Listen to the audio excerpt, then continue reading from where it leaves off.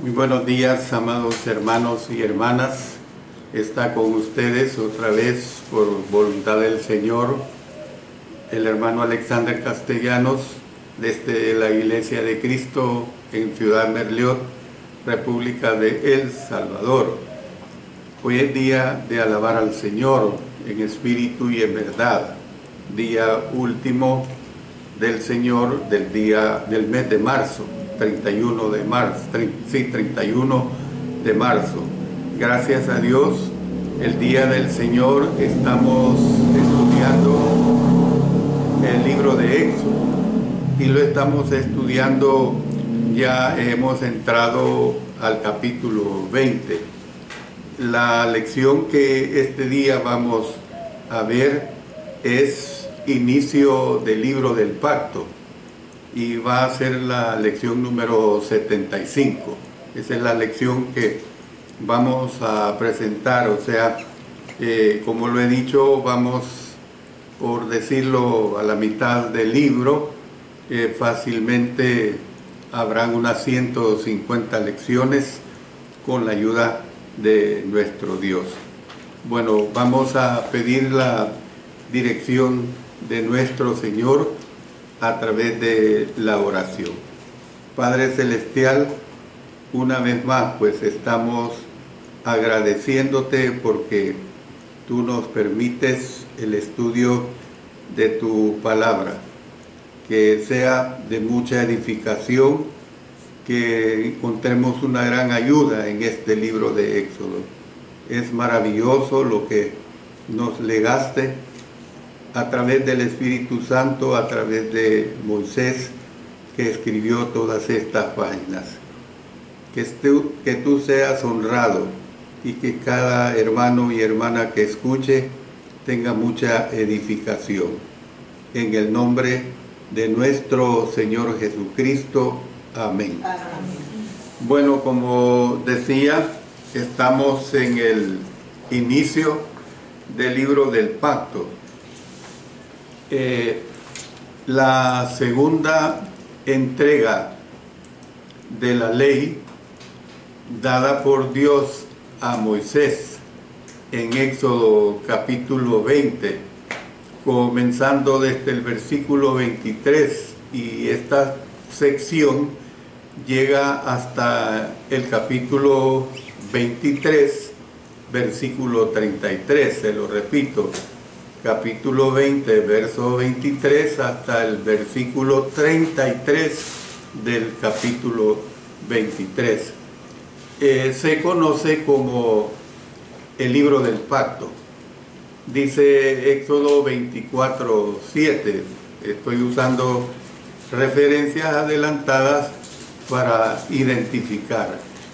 Dice: y tomó el libro del pacto y lo leyó a oídos del pueblo, el cual dijo: haremos todas las cosas que Jehová ha dicho y obedeceremos. O sea, el compromiso que supuestamente agarra la nación judía.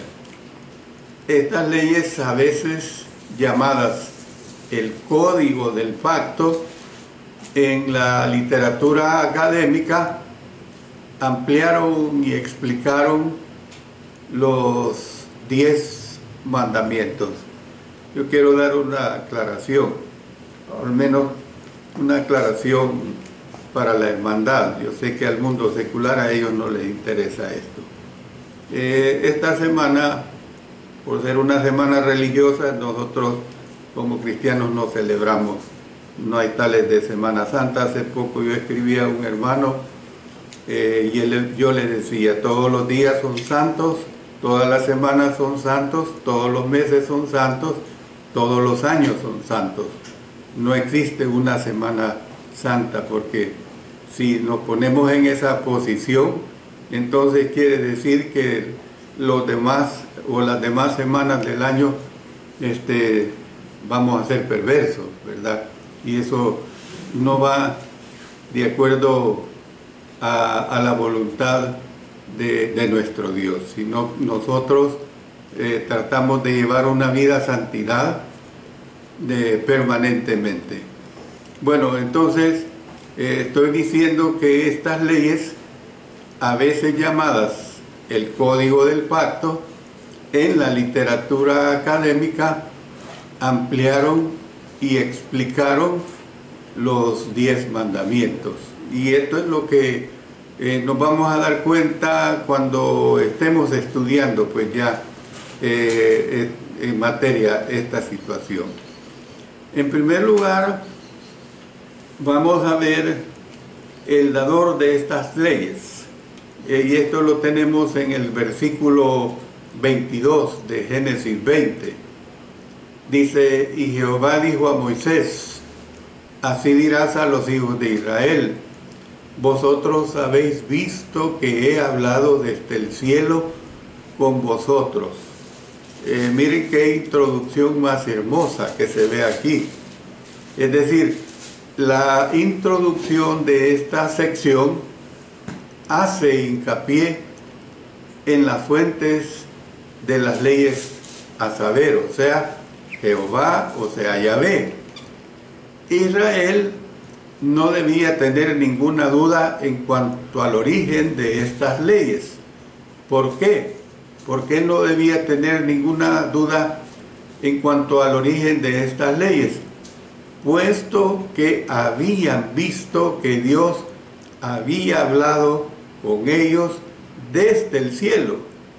Entonces, la declaración proporciona una idea del por qué Dios le habló a todo el pueblo antes de darle a Moisés los detalles de la ley. Entonces, ¿qué es lo que vemos? Dios pues quería convencerlos de que Él estaba dándoles estas leyes, o que quien les estaba dando estas leyes era Jehová Dios mismo.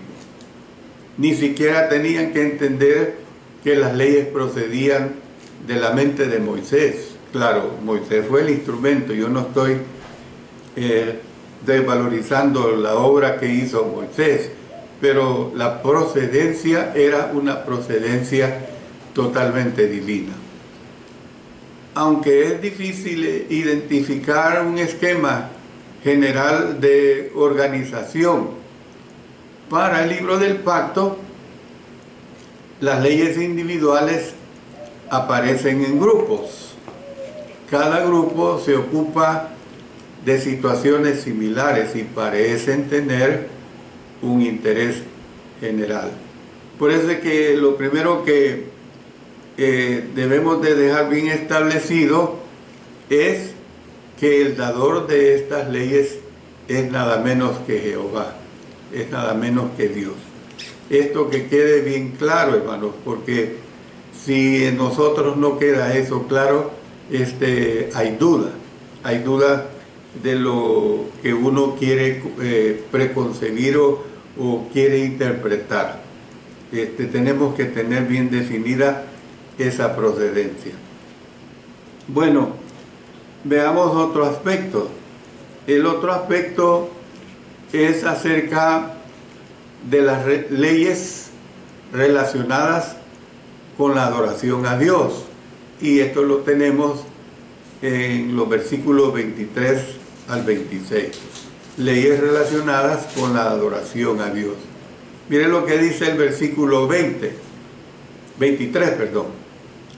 No hagáis conmigo dioses de plata, ni dioses de oro os haréis. ¿Qué es lo que vemos acá? Dios comenzó dando estas leyes.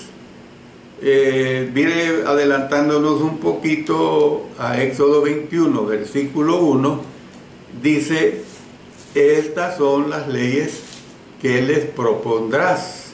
O sea, hablándole Dios a Moisés. Estas son las leyes que les propondrás.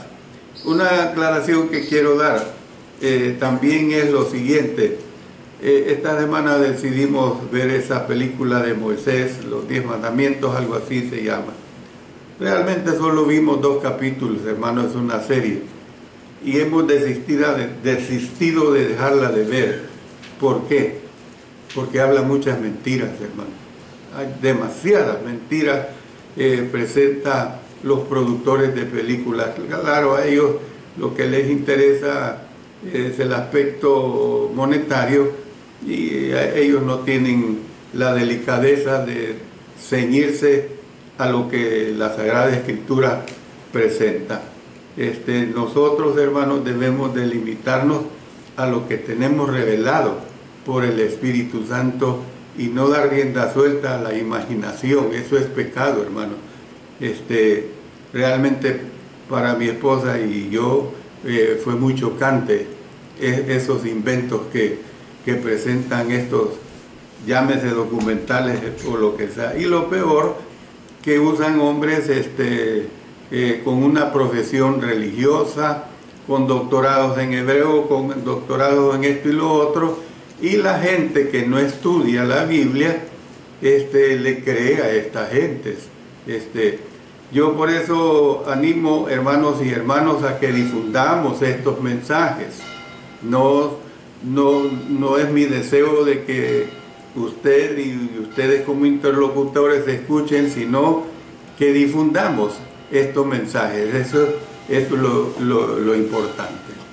Bueno, Dios comenzó dando estas leyes, y estas son las leyes que les propondrá, le dice a Moisés, para ampliar los 10 mandamientos, reafirmando en términos ligeramente diferentes el segundo mandamiento. Ahora la interrogante es esta, hermanos: ¿por qué comenzaría con el segundo mandamiento y no comenzó con el primero? Bueno, la manera como está escrito el pasaje es una reminiscencia del primer mandamiento en lo que respecta a no tener dioses ajenos. No tener dioses ajenos, dice, delante de mí, porque la ley prohibía hacer otros dioses delante de mí. Eso era bien claro. El segundo mandamiento fue muy práctico, ya los hemos estudiado. Fue muy práctico al especificar lo que los israelitas no habían de hacer, en lugar de limitarse a decirles lo que no habían de pensar ni creer. Ello en consonancia pues con el carácter práctico de todas las leyes que se encuentran en el libro del pacto. Pues miren lo que nos dice, vamos a leer ahora los versículos 24 al 26 de Éxodo 20. Altar de tierra harás para mí, y sacrificarás sobre él tus holocaustos y tus ofrendas de paz, tus ovejas y tus vacas.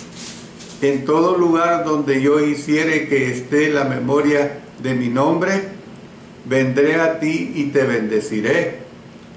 Y si me hicieres altar de piedras, no las labres de cantería, porque si alzares herramientas sobre él, lo profanarás.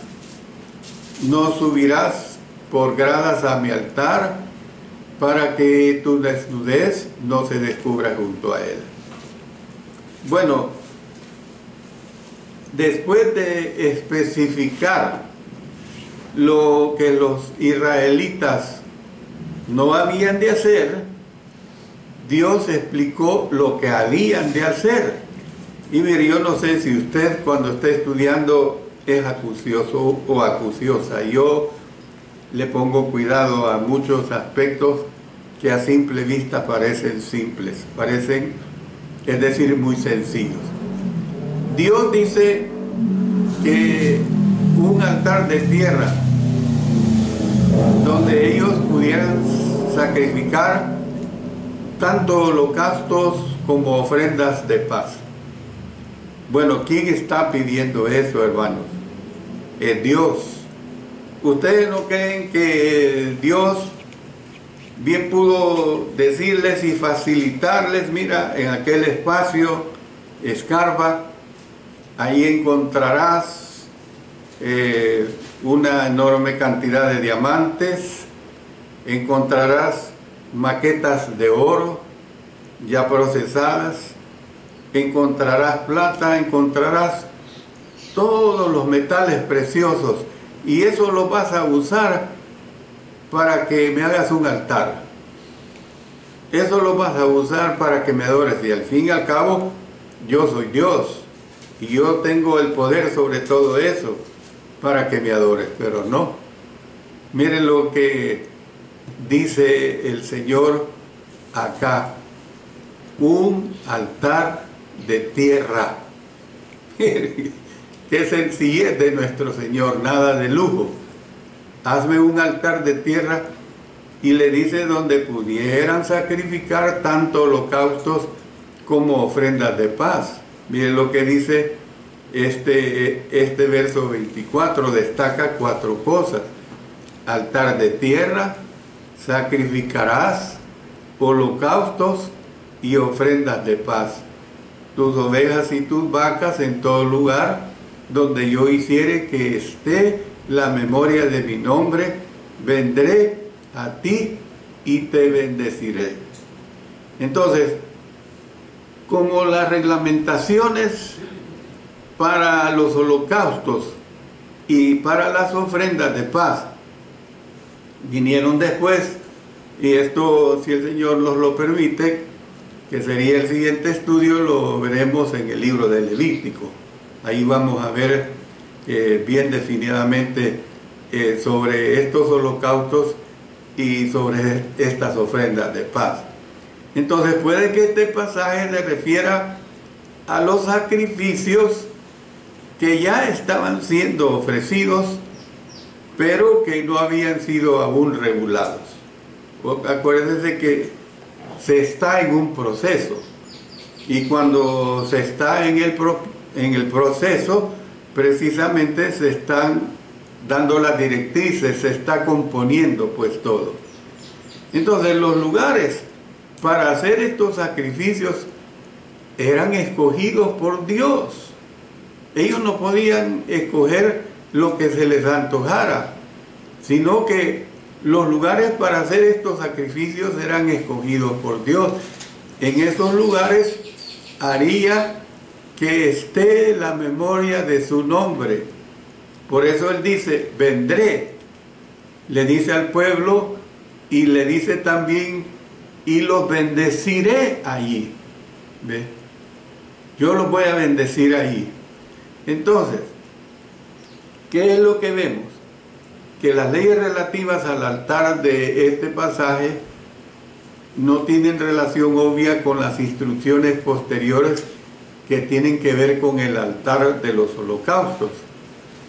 Es posible que esta ley se refería al periodo de tiempo antes de la construcción y consagración del altar del holocausto, pero siguió siendo relevante durante el periodo de la peregrinación por el desierto, en vista de que los israelitas se trasladaron de un lugar a otro con frecuencia y ofrecieron sacrificios en distintos lugares. O sea, para el pueblo judío no era algo extraño el ser nómadas, no era extraño el andarse trasladando de un lugar a otro, porque así fueron formados. Yo pienso, hablo de mi situación personal, yo no crecí moviéndome de un lugar a otro. Desde mi niñez he vivido aquí en este país, y no de andar de la seca a la meca. Hay personas que tienen esas características y les agrada eso. Los judíos fueron acostumbrados a ser nómadas. Más adelante Dios estableció un solo lugar para los sacrificios que habrían de ofrecerse. Mire, vamos a leer lo que tenemos en Deuteronomio 12, 11 al 14. Y al lugar que Jehová vuestro Dios, póngale cuidado a esto, al lugar que Jehová vuestro Dios escogiere para poner en él su nombre, allí llevaréis todas las cosas que yo os mando. ¿Qué dice al principio? Al lugar que Jehová vuestro Dios escogiere. ¿Ve? Vuestros holocaustos, vuestros sacrificios, vuestros diezmos, las ofrendas elevadas de vuestras manos y todo lo escogido de los votos que hubierais prometido a Jehová. Y os alegraréis delante de Jehová vuestro Dios, vosotros, vuestros hijos, vuestras hijas, vuestros siervos y vuestras siervas, y el levita que habite en vuestras poblaciones, por cuanto no tiene parte ni heredad con vosotros. Miren, otra vez, cuídate de no ofrecer tus holocaustos en cualquier lugar que vieres. Ah, que aquí me gusta a mí como hombre, pero a Dios no. Por eso le dice, cuídate de no ofrecer tus holocaustos en cualquier lugar que vieres, sino que en el lugar que Jehová escogiere, en una de tus tribus, allí ofrecerás tus holocaustos y allí harás todo lo que yo te mando. Muy claro, muy claro. Ellos tenían que respetar esta situación. Claro, conforme el desarrollo de este libro y sobre todo el Levítico y aún Deuteronomio, vamos a ver cómo es que ellos fueron rotundamente desobedientes.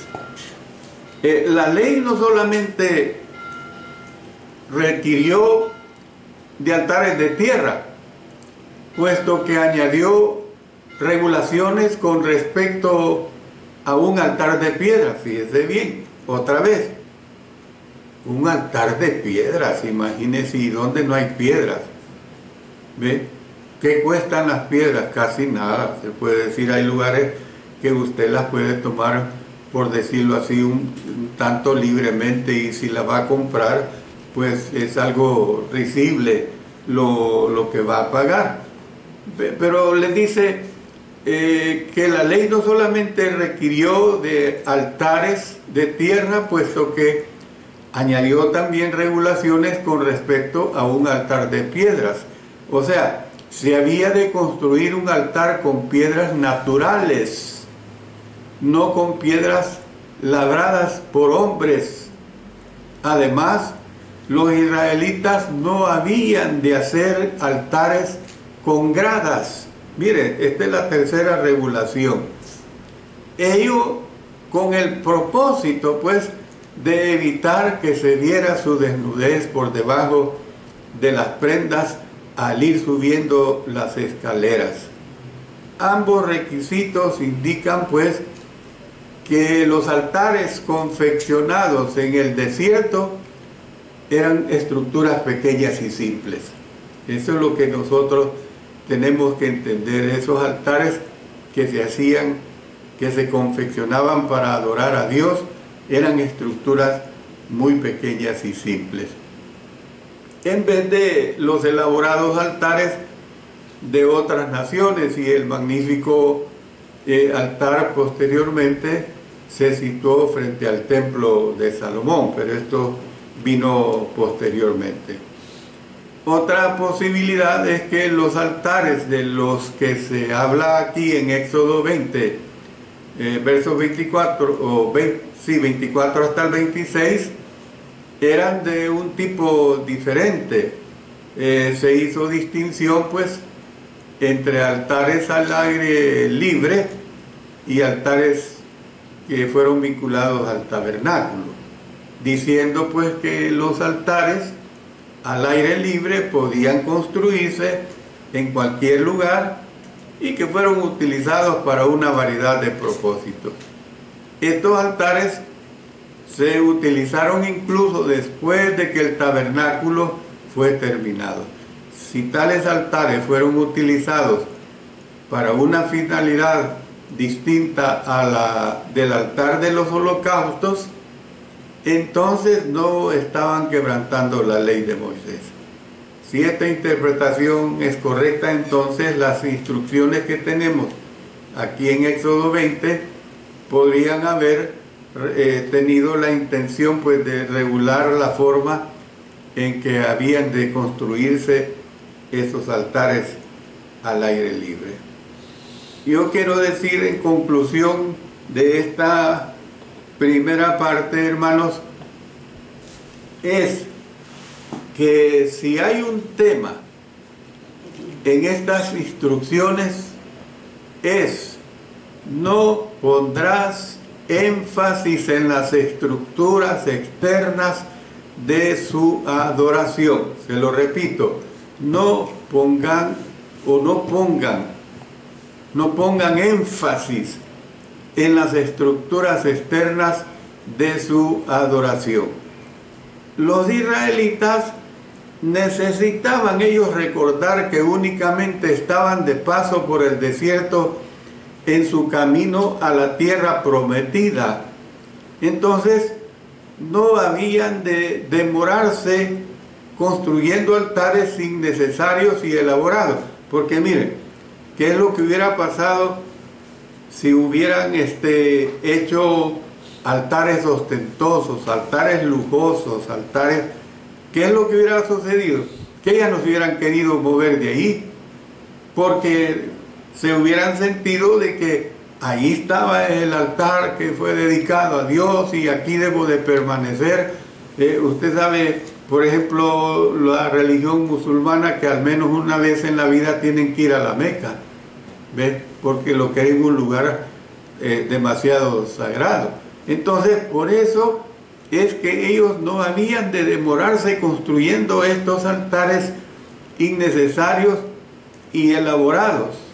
O sea, esta legislación es apropiada cerca del comienzo del libro del pacto, en vista de que pone énfasis en el hecho de que Dios, oiga bien esto, Dios estaba presente en cualquier lugar que estuviera su pueblo. Dios estaba presente en cualquier lugar que estuviera su pueblo. Este es un tema muy importante en el libro de Éxodo. No tenemos que olvidar esto, hermanos. No tenemos que olvidarlo por ningún motivo. Dios estaba presente en cualquier lugar que estuviera presente su pueblo. Y esto así va a suceder. Que venían situaciones difíciles para su pueblo, vinieron. ¿Por qué vinieron estas situaciones difíciles para su pueblo? Vinieron porque fueron desobedientes. Porque a pesar de que ellos decían, haremos como tú has dicho, era mentira. En el menor momento, ellos se desviaban, ellos desobedecían a Dios. Bueno, yo me quedo acá. Voy a dejar para la hora del sermón la aplicación de este mensaje en cuanto a la predicación que sacamos de aquí, de esta enseñanza verdaderamente muy, muy edificante. Oremos. Padre Celestial, gracias te damos, porque tú eres específico y cuando tú dices algo, así tiene que cumplirse. Gracias porque dependemos de ti y adoramos a un Dios recto, a nuestro Dios como lo eres tú, tan poderoso, tan recto, que no cambias, y que nosotros nunca estemos dispuestos a cambiar lo que tú ya has determinado como cristianos, como hijos tuyos. En el nombre de nuestro Señor Jesucristo. Amén. Amén.